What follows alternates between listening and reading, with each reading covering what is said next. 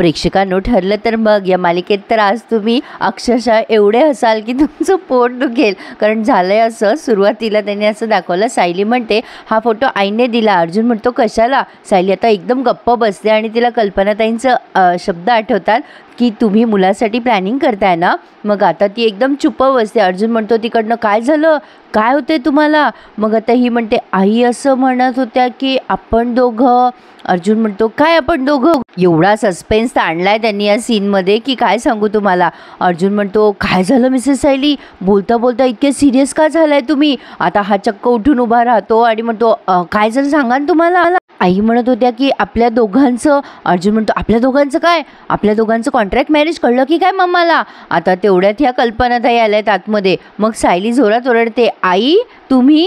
आणि अर्जुनला कळतं की त्याची आई तिथे आली आहे आणि आता म्हणजे तो शांत बसतो. म्हणजे या कल्पनाताईंनी ते कॉन्ट्रॅक्ट मॅरेज हा शब्द काही ऐकलेला नाही आहे. आणि मग इथे त्यांनी प्रियाचा सीन दाखवला आहे. प्रिया आता तिचे डोळे वगैरे ओले करते. हे तर काहीतरी तिसरंच चालू आहे भयंकर. आता डोळे ओले करते, तोंडावरती पाणी मारून घेते आणि मोठ्याने किंचाळते बाबा बाबा करून.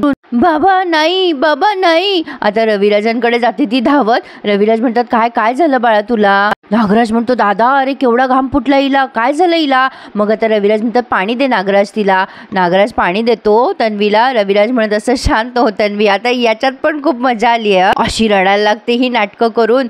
पाणी वगैरे पिते आणि म्हणते बाबा. रविराज म्हणतात बरं वाटतंय का बाळा, आता बोल काय झालं तुला.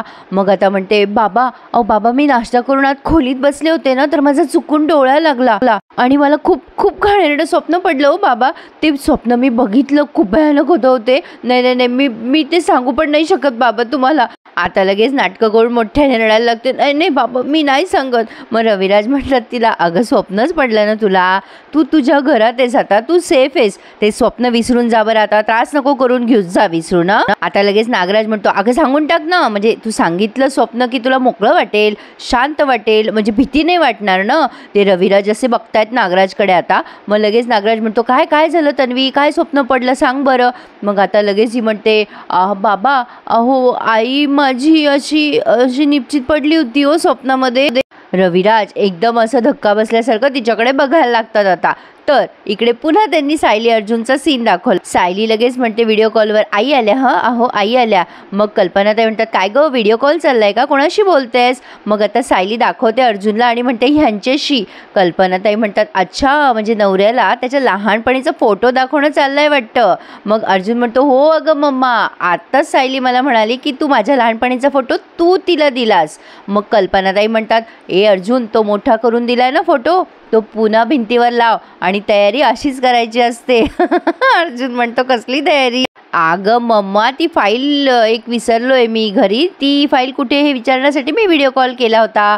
कल्पनाताई म्हणतात हो बाबा तुझी फाईल विसरली हे पटलं मला. आणि मग लगेच ही सायली म्हणते तुम्ही मला फाईलबद्दल मेसेज करा मी शोधते फाईल. आता लगेच तो काही बोलणार तर हिने फोन कट करून टाकलाय. अर्जुन विचार करतो अरे कट करून टाकला फोन यांनी. आता या नागराज आणि प्रियाचे नाटकं बघा फक्त प्रेक्षकांना, थोडासाही व्हिडिओ स्किप करू नका. नागराज म्हणतो बापरे वहिनी निश्चित पडली होती. मग लगेच ही म्हणते श्वास थांबला होता. नागराज म्हणतो बापरे श्वास थांबला होता. तन्वी आता रडायला लागते आणि म्हणते आणि आपण सगळे तिच्या आजूबाजूला बसून रडायला लागलो होतो बाबा. नागराज म्हणतो अरे बापरे आपण रडत होतो. ए अगो काय स्वप्न बघितलंयस तू नक्की. आता ते रविराज म्हणतात बस करा आता. काय ग तन्वी कसलं अभद्र स्वप्न पडलं ग तुला हे. काय झालं ही तिच्या तोंडात मारून घेते मी खूपच वाईट आहे, मला असं कसं स्वप्न पडू शकतं. आता ते रविराज बिचारे धक्क्यामध्ये गेलेत, त्यांचं काही लक्ष नाही याच्याकडे.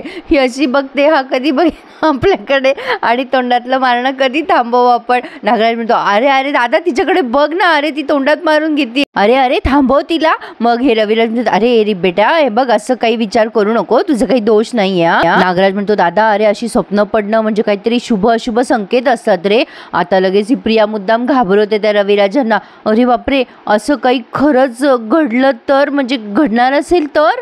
रविराज खूप घाबरतात आता बिचारे. लगेच नागराज म्हणतो, ए अगं तन्वी, असं काय बोलते तू? दादाचा विश्वास नाही असल्या गोष्टींवर, काही होणार नाहीये तुझ्या आईला. बाबा, अहो बाबा, मला खूप भीती वाटते हो. आता ही तन्वी आणखीन घाबरवते त्या रविराजांना. बाबा, अहो काहीतरी करा, माझ्या आईला शोधून काढा ना बाबा, मी आईला कायमचं नाही गमावू शकत. ते रविराज बिचारे म्हणतात, नाही नाही, असं काही होणार नाही तन्वी, काही काळजी नको करू. आता इकडे कल्पनाताई सायलीला म्हणताय, सायली अगो किती लाजतेस तू? अगं तुम्ही आई बाबा व्हायचं ठरवलंय, त्यात लाजण्यासारखं काय आहे? आणि हो, आता मी डब्बाभर ड्रायफ्रूटचे लाडू करून ठेवलेत, रोज एक लाडू खायचा. हं. सायली म्हणते, अहो आई असं काय, हे कशासाठी? कल्पनाताई म्हणतात, अगं कशासाठी म्हणजे आता तुम्ही बाळासाठी चान्स घेणार आहात, तर आई धडधाकट नको का? आणि इथून पुढे तुम्ही दोघांनी आता खूप काळजी घ्यायची. आणि सायली, आता जेव्हा बाळ येईल ना, तेव्हा तुझं आणि अर्जुनचं नातं आणखीन घट्ट होईल. तुम्ही तेव्हा फक्त नवरा बायको नसणार, आई बाबा होणार आहात. आणि या जगातला सगळ्यात सुंदर शब्द म्हणजे आई आणि बाबा हाच आहे. हं सायली. प्रेक्षकांनो, तुम्ही काही म्हणा, मी या मालिकेला आज रोस्ट करणार म्हणजे करणार. मला एवढं हसायला येतंय, असं वाटतं या कल्पनाताई दोघांना रूममध्ये लॉक न करो. जोकचं पाठ पण हे जरा जास्ती नाही होते का? असो. आता सायली म्हणते, मला खूप दडपण वाटतंय.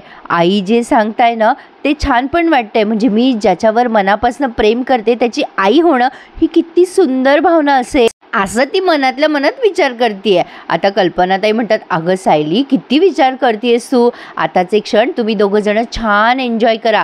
आणि दूध आणलंय, हा दूध पिऊन घे आणि तो लाडू सुद्धा खाऊन टाक. हं. आता कल्पनाताई इथे तिथे ठेवून निघून जातात. तर आता ही सायली काय करते प्रेक्षकांनो, आरशाला तो फोटो लावते आणि त्या फोटोला खूप वेळ न्याहाळत बसते आणि तिच्या पोटाला हात लावून उभी असते. पण ह्या सीनला ना त्यांनी ते जलतरंगाचं म्युझिक फार भारी लावलंय. या कल्पनाताई काहीतरी हिला सांगायला परत येत असतात आणि हिला असं बघून त्याच बिचाऱ्या लाजायला लागतात. आणि ही लाजते काय, हसते काय, आता हे ते इथवर ठीक होतं, इथून पुढे काय काय होतं ते बघत राहा तुम्ही. आता हे पुन्हा रविराजांचं सीन दाखवला. ती तन्वी काही जेवत नसते, नुसती अशी बघत असते एकीकडे. मग आता ते रविराज म्हणतात, बाळा तन्वी अगं जेव ना, तू खात का नाही आहेस? मग प्रिया म्हणते, बाबा मला भूक नाही आहे, मी जबरदस्ती खाल्लं तर घशाखाली घास नाही उतरणार माझ्या. नागराज म्हणतो, अगं कशाचा त्रास होतोय तन्वी तुला एवढा? लगेच म्हणते, स्वप्नाचा त्रास होतोय मला जे स्वप्न पडलं ना ते डोळ्यासमोरून जातच नाहीये, मला इतका त्रास होतोय ना स्वप्नाचा, बापरे, जे काही स्वप्न होतं ना ते खूप हॉरिबल होतं. आता असं बोलून ती तिथून लगेच निघून जाते. मग नागराज म्हणतो, दादा तन्वीची तब्येत क्रिटिकल होत चालली आहे. आता ते रविराज म्हणतात, आता कसं समजावून सांगू मी तिला? नागराज म्हणतो, हे बघ दादा, काही झालं तरी आता आपल्याला शांत बसून नाही चालणार. काही झालं तरी आपण आता प्रतिमा वहिनीचा शोध लवकरात लवकर घ्यायला हवा, नाहीतर आपल्या तन्वीची तब्येत अशीच बिघडत राहील. आता ती काय ऑक्सिजनवर एक काय तब्येत बिघडायला तिची काही पण. आता इकडे ही सायली बाळाचाच विचार करते. इथे दोघांचे प्रपोज करायचे वांदे आहेत आणि आता हे बाळापर्यंत कुठे चालले, अगदी बाळांपणापर्यंत चाललेत. आता त्या सायलीला सारखं त्या कल्पना त्यांचे शब्द आठवतात. आता हाईट म्हणजे सायलीने बसल्या बसल्या स्वप्न बघितलंय, अर्जुन आलाय तिथे आणि तो म्हणतोय, बरं वाटतंय ना तुला? आता आणखीन बरं वाटतंय. आता तिच्या पोटाकडे बघा प्रेक्षकांनो, ती प्रेग्नेंट पण झाली आहे, 8वा 9वा महिना चालू आहे असं काहीतरी दाखवलंय त्यांनी. आता अर्जुनने काहीतरी खायला आणलंय तिला आणि ती खाते. अर्जुन म्हणतो, बरं वाटतंय ना? सायली म्हणते, खूप छान वाटतंय. अर्जुन म्हणतो, तुला की बाळाला? आणि आता तो तिच्या पोटाला कान लावून म्हणतोय, मस्त वाटतोय ना? काय बाबाकडनं अजून लाड करून घ्यायचेत काय? ओके ज्युनियर सुभेदार, बाबा ॲट युअर सर्व्हिस, असं म्हणून तो सायलीला पुन्हा खाऊ घालत असतो. सायली त्याला खाऊ घालत असते. आता मी हसू किंवा रिव्ह्यू सांगू असं झालंय मला. आता लगेच खाता खाता तिला ठसका पण लागला. अर्जुन म्हणतो, काय झालं तुला? अगं सायली सावकाश. आता तो पाणी आणायला जातो आणि गायबही होऊन जातो आणि तिचं पोट पण गायब होऊन जातं. अरे देवा. तर आता ही विचार करते, अरे देवा, मी काय वेड्यासारखं स्वप्न बघतीये, हे स्वप्न तर कधी पूर्ण पण होणार नाहीये, तरीही मला एवढी का ओढ लागली आहे? अर्जुन सर तर माझ्यावर प्रेम पण करत नाही, मग कुठला संसार आणि कुठलं बाळ? आता ती पुन्हा त्या फोटोकडे बघायला लागते आणि विचार करते की स्वप्न बघणं चुकीचं कसं असेल? आई बाबा होणं या शब्दानेच मला आनंद मिळतोय, तर तो कसं काय चुकीचं असणार? हे सगळं खरं होणार नाही हे मान्य आहे मला, पण हा आभास जर मी जगले तर काय बिघडलं? आणि आता स्वतःच्याच मनाशी हसत असते. प्रेक्षकांनो, सीन वगैरे सगळे ठीक आहे, पण जरा अति होते असं मला वाटतंय. असो, म्हणजे हे जर प्रत्यक्षात त्यांनी दाखवलं असतं तर नक्कीच आपल्याला बघायला आवडलं असतं, पण सगळ्याच गोष्टी इमॅजिनरी म्हटलं की हे अति होतंय असं. यात फक्त सिरियल रिव्ह्यू देणाऱ्या सगळ्यांचा थंबनेलचा खेळ चालू होतो फक्त बस, आणि प्रेक्षक फसतात.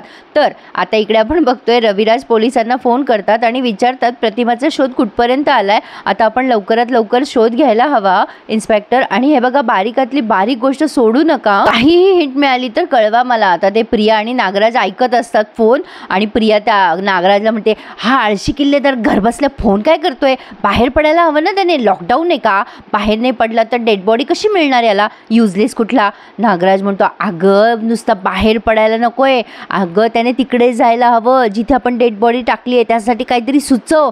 प्रिया म्हणते, मी सुचव का, तुम्ही विचार करा ना काहीतरी. नागराज थोडा विचार करतो आणि म्हणतो, हां सुचलं, तू काहीतरी कारण काढ, शॉपिंग वगैरे असं, आणि त्याला घेऊन जाय बाहेर आणि शॉर्टकट म्हणून त्याच रस्त्याने गाडी काढ.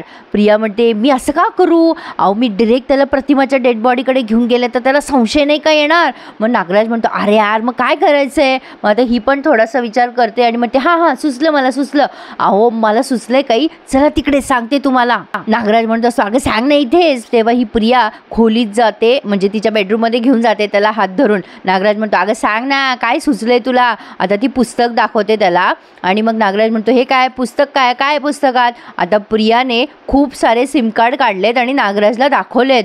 नागराज ते बघतो आणि म्हणतो, अरे बाप रे एवढे सिम कार्ड्स, या गो काय गो प्रिया, सिम कार्डचं दुकान काढलं का काय तू. नाही साईड बिझनेस म्हणून चांगला आहे हा. मग प्रिया म्हणते, तुमच्यामुळे असे उद्योग करावे लागतात, मला अशीच सोय करून ठेवावी लागते, नेहमी माझ्याकडे 5-6 सिम कार्ड असतातच, एक वापरून झालं की लगेच ते फेकून द्यायचं, पुरावा नको ना मागे उरायला. आता नागराज म्हणतो, ताई तुमचे चरण दाखवा मला, स्पर्श करतो त्यांना. मग आता प्रिया म्हणते, आधी मी काय करते ते बघा तरी, मग नंतर करा काय चरण स्पर्श करायचा आहे ते. मग नागराज म्हणतो, सांग ना लवकर, काय उगं टाइमपास करते. मग प्रिया म्हणते, त्या इन्स्पेक्टरचा नंबर आहे का तुमच्याकडे, प्रतिमाला शोधायला सांगितलं आहे ना किल्लेदारने त्याला. मग नागराज म्हणतो, कशाला पाहिजे तुला. प्रिया म्हणते, अहो द्या ना माझ्याकडे द्या. आता ही त्या इन्स्पेक्टरला निनावी फोन करेल की इथे डेड बॉडी आहे, तुम्ही जाऊन बघा, त्या प्रतिमाची आहे, असं काहीतरी ही टाइमपास करणार आहे. पण आय थिंक सो याच्यात हे फसू शकतात. पण ही डेड बॉडी जी त्यांनी तिथे टाकली आहे प्रेक्षकांनो, ती काही यांच्यासाठीच वाट बघते का, बाकी कोणाला दिसणार नाही का. अरे देवा. तर आता या कल्पनाताईंनी खूप सारे कलर, विमल विचार एवढे सगळे कलर चार्ट. मग सायली येते आणि म्हणते, आई हे सगळं कशासाठी. कल्पनाताई म्हणतात, अगं सायली तुझ्या आवडीचा रंग याच्यातून सिलेक्ट कर, मी ना त्याच रंगाचे 3 स्वेटर करणार आहे, एक तुझ्यासाठी, एक अर्जुनसाठी आणि एक तुमच्या बाळासाठी, म्हणजे 3घही जण मॅचिंग. कल्पनाताई म्हणतात, अगं मी घाई करते, पण तू गुड न्यूज दिली ना तर धाव नको व्हाय. विमल म्हणते, वा वहिनी कसली भारी आयडिया आहे तुमची, म्हणजे सायली ताई, अर्जुन दादा आणि त्यांचं बाळ मॅचिंग. आता या सायलीला काही सुचे ना काय बोलावं. कल्पनाताई म्हणतात, अगं बघ ना सायली, कुठला रंग हवाय तुला. आता अर्जुन येतो आणि म्हणतो, रंग कसले रंग, काय ग मम्मा. आता या कल्पनाताई म्हणतात, अर्जुन आता तू सगळ्यात जास्ती घरात वेळ घालवायचा आहेस, कळलं का तुला. अर्जुन म्हणतो, का बरं ग मम्मा. आता या कल्पनाताई म्हणतात, काय रे तुला सगळं सुरुवातीपासून सांगायला हवं का. मग लगेच विमल म्हणते, नाही हो वहिनी, याला म्हणतात वेळ पांघरून पेडगावला जाणं. आता अर्जुन म्हणतो, पेडगाव काय चाललंय मम्मा हे. आता कल्पनाताई त्याला दम भरतात आणि म्हणतात, अर्जुन तू आता फक्त माझं ऐकायचं, तू जास्तीत जास्त वेळ घरी घालवायचा आणि सायली दुखावली जाईल असं काहीही करायचं नाही, माझ्याशी गाठे हा नाहीतर. अर्जुन म्हणतो, मी कशाला माझ्या बायकोला दुखावेल. सायली अर्जुनकडे बघत असते. आता या कल्पनाताई म्हणतात, तेच तर म्हणते ना मी, तू तुझं डोकं शांत ठेवायचं आणि सायलीला दुखवायचं नाही, घरातलं वातावरण आनंदी असायला हवं. कल्पनाताईंनी गर्भसंस्कारांचे क्लासेस काढले तर चांगले चालतील नाही प्रेक्षकांनो. आता अर्जुन आणि सायली नुसते एकमेकांकडे बघतात आणि फायनली हा भाग त्यांनी संपवलाय. आणि आता पुढे आपण बघणार आहोत की अर्जुन आणि सायली, म्हणजे ॲक्च्युअल स्वप्नामध्ये नाही, सायली म्हणत असते, अहो आपल्या बाळाला ठरवू द्या ना, त्याला काय व्हायचं आहे ते, त्याचं यान असं उंच आभाळात जाईल, आपण सगळेजण असे खालून बघू, मी, पूर्णाजी, अश्विन भाऊजी, बाबा. आता लगेच अर्जुन म्हणतो, मधुभाऊ, कुसुमताई, आणि आपण अभिमानाने म्हणू की हे बाळ आमचं आहे. आणि दोघं जण एकमेकांना टाळ्या वाजवतात आणि अस्तित्वात येतात. काय चाललंय प्रेक्षकांनो, खरंच अवॉर्ड विनिंग मालिका आहे नाही का. काय बोलू आता, तुम्हीच मला सांगा कमेंट्स करून कसा वाटला तुम्हाला आजचा भाग. आणि प्लीज हो, एवढा छान सांगते मी भाग, एखादा लाईक करायला विसरत जाऊ नका की, आणि आपलं चॅनल सबस्क्राईब करायला सुद्धा. धन्यवाद.